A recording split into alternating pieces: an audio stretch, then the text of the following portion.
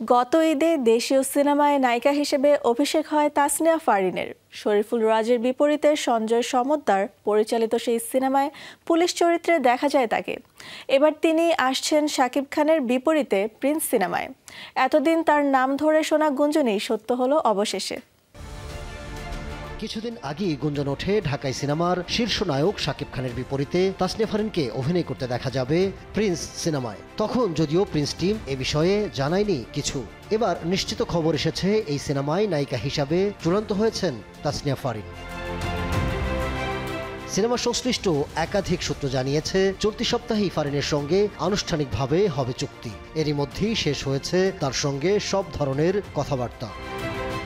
এর আগে খবর ছড়ায় সিনেমাটিতে আরেক নায়িকা হিসাবে থাকছেন কলকাতার ইধিকা পাল। এমনকি জানা গিয়েছিল তিনি নাকি সিনেমাটির জন্য আকাশচুম্বী পারিশ্রমিক দাবি করেছেন। সেই পারিশ্রমিকে প্রিন্স প্রযোজনা প্রতিষ্ঠান ইধিকাকে চূড়ান্ত করার সিদ্ধান্ত থেকে সরে এসেছে। ইধিকার চরিত্রে নেওয়া হবে অন্য কাউকে, হতে পারেন ভারতীয় অন্য কোনো চিত্রনায়িকা।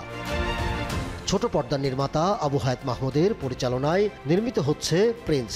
90 দশকের ঢাকা শহরের আন্ডারওয়ার্ল্ডকে ঘিরে আগাবে সিনেমার গল্প। থাকবে ক্রাইসিস, লাভ, অ্যাকশন ও ইমোশনের সংমিশ্রণ। গল্পটি লিখেছেন মেজবাউদ্দিন সুমন। চিত্রনাট্যে কাজ করেছেন তিনি নিজে এবং মোহাম্মদ নাজিমউদ্দিন।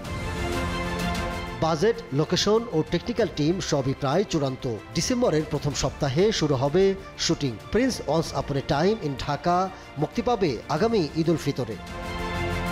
Ahmed Taukir, showbiz tonight.